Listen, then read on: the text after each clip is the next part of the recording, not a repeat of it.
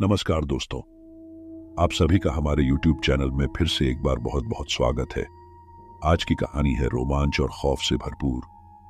दो दोस्तों की जिज्ञासा और एक ऐसे जंगल की जहां पेड़ों की फुसफुसाहट में छिपा है एक भयानक राज। पहाड़ों से घिरे एक गांव में रहते थे दो जिगरी यार, अमन और विक्रांत। बचपन से साथ घूमने वाले ये दोनों हर चुनौती को खेल समझते थे। एक शाम चाय की चुस्की लेते हुए गांव के बूढ़े कहानी सुनाने लगे एक ऐसे जंगल के बारे में जहां से कभी कोई नहीं लौटता, जिस जंगल के अंदरूनी हिस्से से अक्सर रात में रोने जैसी आवाजें आती थी। अमन और विक्रांत को यह कहानी किसी रहस्य से कम ना लगी। उन्होंने बड़ों की बातों को सिरे से खारिज कर दिया और उस जंगल में जाने का पक्का इरादा कर लिया। अगले ही दिन सुबह होते ही वे निकल पड़े अपने साहस को आजमाने। उस घने जंगल में धूप भी मुश्किल से पहुंच पाती थी। पेड़ों की जटिल शाखाएं मानो उन्हें रोकने का प्रयास कर रही थी। जंगल में इतना सन्नाटा गहरा था कि उनके कानों में सिर्फ अपने कदमों की आवाज गूंज रही थी। घंटों चलने के बाद उन्हें एक नदी मिली जिसका पानी काला और गाढ़ा था। नदी के उस पार जंगल और भी घना होता गया। अचानक अमन को लगा जैसे किसी ने उसे धीरे से पुकारा। उसने विक्रांत की तरफ देखा, लेकिन वो भी हैरान खड़ा था। फिर से वही पुकार, इस बार और भी स्पष्ट, बचाओ। आवाज किसी औरत की लग रही थी, रोने जैसी, चीखने जैसी। विक्रांत डर कर पीछे हटना चाहता था, लेकिन अमन जिज्ञासा से भर उठा।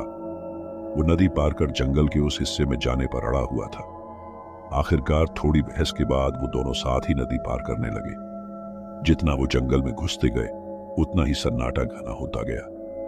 पेड़ों की टहनियां उनके हाथों को छू रही थी, मानो उन्हें रोकना चाहती हो। अचानक अमन रुक गया। उसने एक पेड़ के नीचे सिर झुकाए एक सफेद साड़ी वाली औरत को देखा। औरत धीरे से रो रही थी। अमन और विक्रांत सहमे हुए उसके पास गए। जैसे ही वो औरत के करीब पहुंचे उसने अपना सिर उठाया। उनकी चीख निकल गई। औरत के कंधे से ऊपर उसका शरीर नहीं था, सिर्फ एक खोपड़ा, और वो भयानक आंखें डर से भरी नजरों से उन्हें घूर रही थी। औरत बोली, बचाओ, मुझे यहां से निकालो। पता नहीं वो क्या था, भूत या कोई और चीज, लेकिन वो नजारा इतना खौफनाक था कि अमन और विक्रांत वहीं बेहोश होकर गिर पड़े। कुछ देर बाद अमन और विक्रांत होश में आए। उन्हें याद आया वो खौफनाक चेहरा और बिना सिर वाली औरत की आवाज। वो सहमे हुए उठे और तेजी से वापस भागने लगे। पेड़ उन्हें रास्ता रोकते लग रहे थे। जंगल की आवाजें उनकी चीखों को दबा रही थी। घंटों भागने के बाद अचानक उन्हें वो नदी फिर दिखाई दी। राहत के मारे वो नदी किनारे गिर पड़े, लेकिन नदी पार जाना अब और भी मुश्किल लग रहा था। अचानक अमन ने देखा कि नदी के उस पार खड़ी है वो बिना सिर वाली औरत। वो धीरे धीरे नदी में उतर रही थी।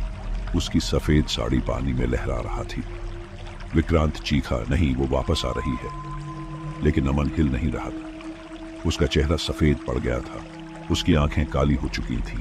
वो धीरे धीरे उठा और नदी में जाने लगा। विक्रांत ने उसे रोका। अमन, कहाँ जा रहा है? वो भूत है। अमन ने मुड़कर नहीं देखा। उसकी आवाज बेजान थी, वो मुझे बुला रही है, मुझे जाना है। विक्रांत अकेला रह गया। उसने देखा कि अमन नदी के बीचों बीच पहुंच चुका है। बिना सिर वाली औरत अब उसके बिल्कुल पास खड़ी थी। अचानक औरत ने अपना एक हाथ बढ़ाया और अमन का हाथ पकड़ लिया। अमन उसके साथ पानी में डूबने लगा। विक्रांत चीखता रहा, मदद के लिए पुकारता रहा, लेकिन कोई जवाब नहीं आया। कुछ ही देर में अमन और वो औरत दोनों ही नदी के काले पानी में गायब हो गए। ये सब देख विक्रांत फिर से बेहोश हो गया। विक्रांत सुबह तक बेसुध पड़ा रहा। जब होश आया तो वो खुद को गांव के बाहर पाया। वो लंगड़ाते हुए गांव की तरफ भागा। गांव वालों को उसने सब कुछ बताया, जंगल में देखी चीजों के बारे में, बिना सिर वाली औरत के बारे में, लेकिन कोई उस पर यकीन नहीं कर रहा था। सब कहते थे कि जंगल में जाने की जिद का यही नतीजा हुआ। विक्रांत अकेला रह गया, उस खौफनाक रात की यादों और एक खोए हुए दोस्त के गम के साथ। कुछ हफ्ते बीत गए। गांव में सब कुछ सामान्य हो गया था, लेकिन विक्रांत को रातों को नींद नहीं आती थी। उसे बार बार अमन का खौफनाक चेहरा और बिना सिर वाली औरत की चीखें सुनाई देती थी। एक रात वो सह नहीं पाया और जंगल की तरफ जाने का फैसला कर लिया। इस बार वो अकेला था, सिर्फ एक टॉर्च लेकर निकला। जंगल उतना ही खौफनाक लग रहा था, शायद उससे भी ज्यादा। पेड़ों की परछाई मानो उसे डरा रही थी। नदी के पास पहुंचकर उसने टॉर्च की रोशनी उस काले पानी पर डाली। अचानक उसे लगा जैसे पानी में कोई हलचल हो रही है। उसने टॉर्च की रोशनी इधर उधर घुमाई। फिर उसकी नजर उस पर पड़ी, बिना सिर वाली औरत। वो नदी के बीचों बीच खड़ी थी। उसकी सफेद साड़ी पानी में बह रही थी, लेकिन इस बार वो अकेली नहीं थी। उसके बगल में खड़ा था अमन।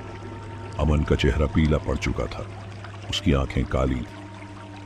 वो विक्रांत की तरफ देख रहा था। उसकी आवाज फुसफुसाहट जैसी थी। आजा विक्रांत, यहां शांति है। विक्रांत के रोंगटे खड़े हो गए। वो भागना चाहता था, लेकिन उसके पैर जाम हो चुके थे। उसने चीखने की कोशिश की, लेकिन उसकी आवाज गले में अटक गई। बिना सिर वाली औरत धीरे धीरे नदी के किनारे की तरफ चलने लगी। अमन भी उसके साथ चल रहा था।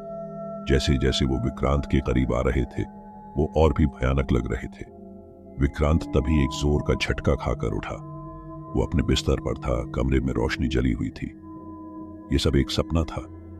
लेकिन अगली सुबह गांव वालों को जंगल के पास नदी के किनारे एक लाश मिली। वो लाश अमन की थी। उसका चेहरा डर से सना हुआ था और उसके बगल में गीले पैरों के निशान थे।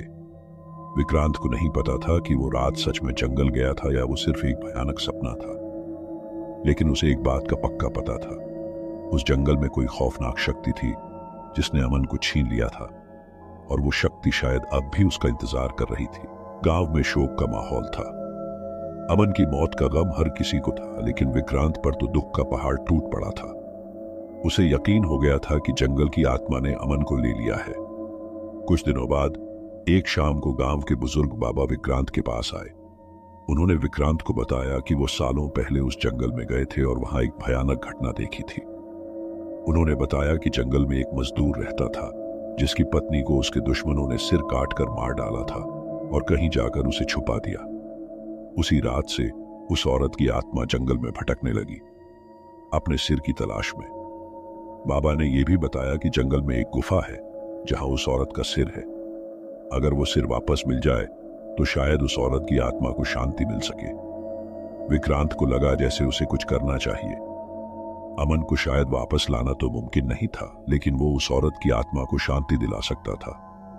अगले ही दिन वो जंगल की तरफ निकल पड़ा।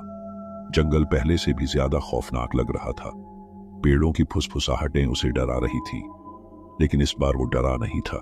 वो बाबा के बताए निशानों को ढूंढते हुए वो जंगल की गहराई में पहुंचा। वहां एक गुफा का मुंह दिखाई दिया। वो टॉर्च जलाकर गुफा के अंदर गया। गुफा अंधेरी और नम थी। हर तरफ हड्डियों का ढेर लगा हुआ था। विक्रांत को घबराहट होने लगी, लेकिन वो आगे बढ़ता गया। आखिरकार गुफा के सबसे अंदरूनी हिस्से में उसे एक सुनहरा ताबूत दिखाई दिया। उसने ताबूत को खोलने की हिम्मत जुटाई। ताबूत के अंदर एक कटा हुआ सिर रखा हुआ था। वो समझ गया कि यह उसी औरत का सिर है। वो सिर लेकर गुफा से बाहर निकला। नदी के किनारे खड़ा होकर उसने उस औरत का सिर को पानी में बहा दिया। अचानक हवा में एक ठंडी लहर दौड़ी। जंगल में सन्नाटा छा गया। पेड़ हिलना बंद हो गए। जंगली जानवरों की आवाजें भी गायब हो गईं। कुछ देर बाद विक्रांत को लगा जैसे कोई उसे देख रहा है। उसने ऊपर देखा। नदी के उस पार खड़ी थी उसी औरत की आत्मा, लेकिन इस बार वो शांत दिख रही थी, क्योंकि वही सिर अब उसके कंधों से ऊपर दिखाई दे रहा था। उस औरत ने विक्रांत को धन्यवाद दिया और धीरे धीरे हवा में खुलने लगी। जंगल में फिर से हरकत होने लगी, लेकिन अब वो पहले जैसा खौफनाक नहीं लग रहा था। विक्रांत गांव वापस लौट आया।